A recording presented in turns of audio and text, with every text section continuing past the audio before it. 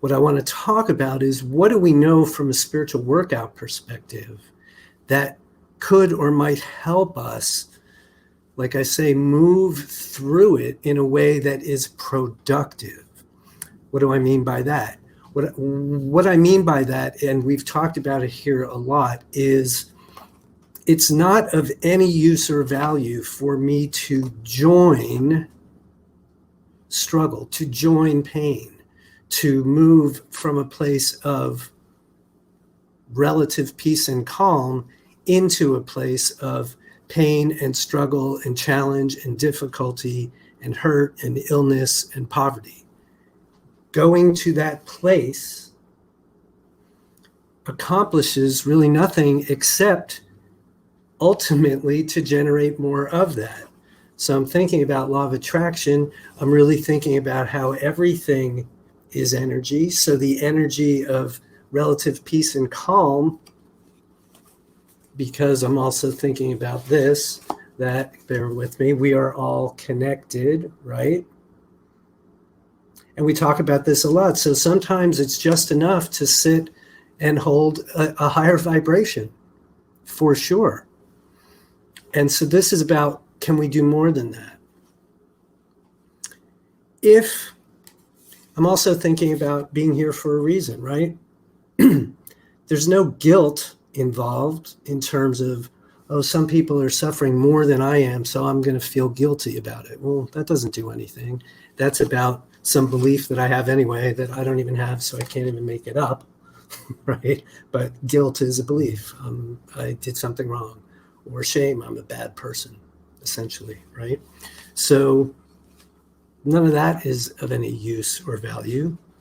And if we're being present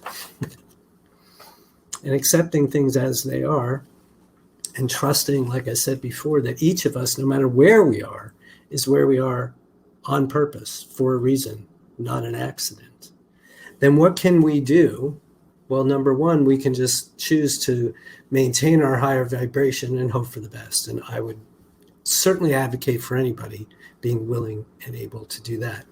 Another layer, when we really think about the energy, and if we drop into feelings, and let's say we really are a little bit more empathic than the average bear, and maybe some of what we're feeling isn't even ours, and we know in spiritual workout that world that that's not a new idea, and we have ways to move through that. But bear with me for a moment and imagine that perhaps some of what we're feeling isn't even ours. So we can do some tapping, make sure that any extraneous energy that's in our field goes away. And then what are we left with?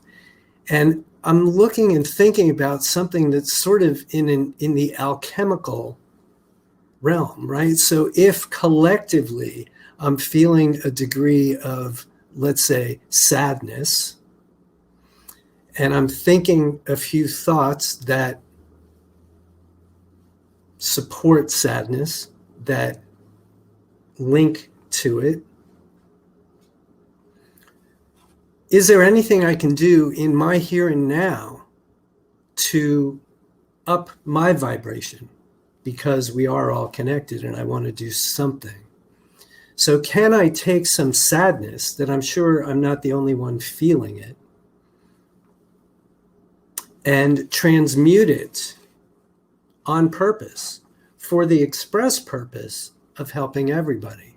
So this is a version of that idea of deploying meditators to the war zone who meditate, change the vibration of that region, and things change, right?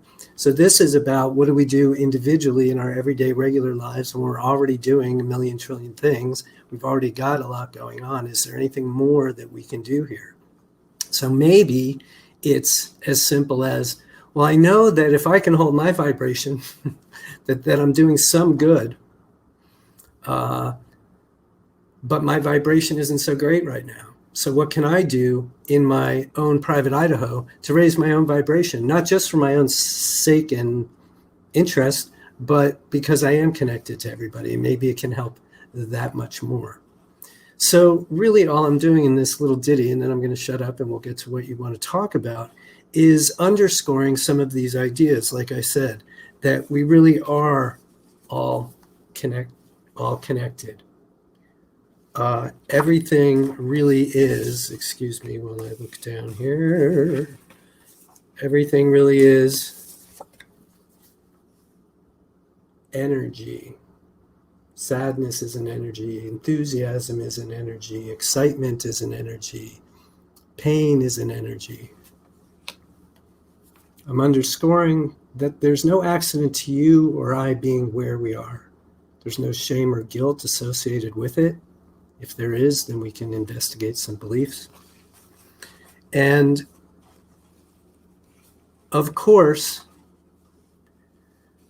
so all of that in order to just get us to a higher place than we've been, in order to affect a greater change and with some intention. And then the last piece of that, of course, is intention itself. So as I'm doing that, am I more focused on the problems that I'm seeing or what I'm calling problems?